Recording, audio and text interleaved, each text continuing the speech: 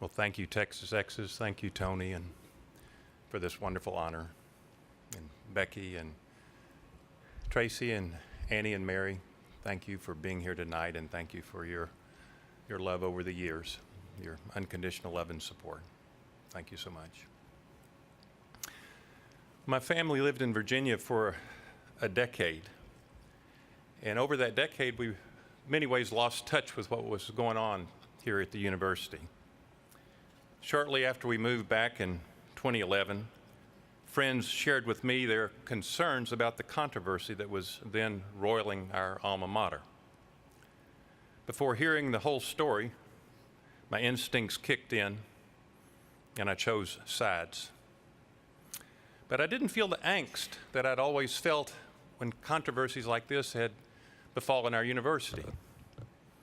Instead of angst, I had a sense of calm and confidence. And I reflected, how many times have we seen this before? A recurring storyline in the history of UT. Same plot, but different actors. Regents fighting among themselves. The president at odds with some of the regents. The governor going after the president. And research under attack. Sitting here in the Frank Irwin Center, I should note that this time around there were no students chained to trees. But it was serious. And thanks to many of you here tonight, we did end up in a good place. And a moment ago, we honored the man that helped carry us through those stormy days and get us to that good place. But there will be and there should be other crises. We're Texas. The time to worry about the future of UT will be when the controversies cease, when all goes quiet on these 40 acres. UT's role in Texas is unique. 40 acres astride the Balcones Fault. Geologists will tell you that that fault is dormant, but sociologists will tell you this is where the tectonic plates of our past, present, and future meet. Each plate well and passionately represented on this campus. Texas has many fine universities, but none with all three plates active and so well represented. And those plates collide.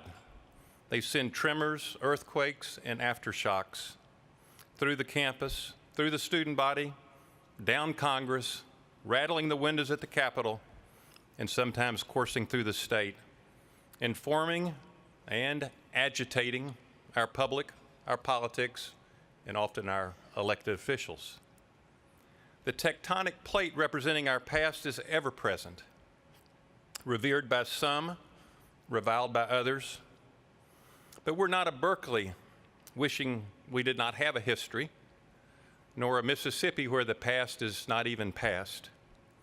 We're Texas, and the tension between our past and present creates a healthy dynamic that challenges our students and our state, intellectually, culturally, and politically. Governor, as you know, your predecessor was not the first governor to butt heads with the University of Texas. It is an oft-told tale. It happens to be the centennial of one of those legendary clashes, the clash between Governor Paul Ferguson and President of University of Texas, President Vinson. That clash was so outrageous that it is really just a caricature of later clashes, but a caricature that offers some enduring insights. Paul loathed the university and all it stood for. The university crowd was his epithet for the whole contemptible bunch of us.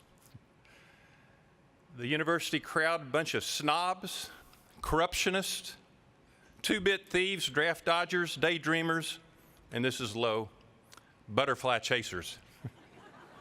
I'm not sure what that meant in 1916, but he railed against people going hog wild over higher education and the damn fools who think we need educated fools to run the government.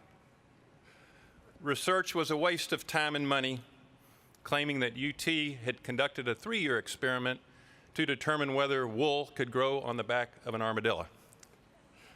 His political career came to a bad end. President Benson went on to a distinguished career serving our university. The last century is filled with similar tales, less colorful, but no less consequential. The one that we went through so recently was among the most consequential. UT always has been a burr under the saddle of this state, and that's a good thing. Accepting these tremors, not just as a fact of life, but among our virtues. What do we expect of our flagship university? We're Texas, but what does that mean? Are we Greeks, freaks, nerds, cowboys, or geeks? Cattle, coal, cotton, timber, and oil? Or microchips, green energy, robotics in the cloud? Biochemists or ballerinas? Pickup trucks or Prius? Liberal or conservative? Willie and Waylon or Bieber and Beyonce?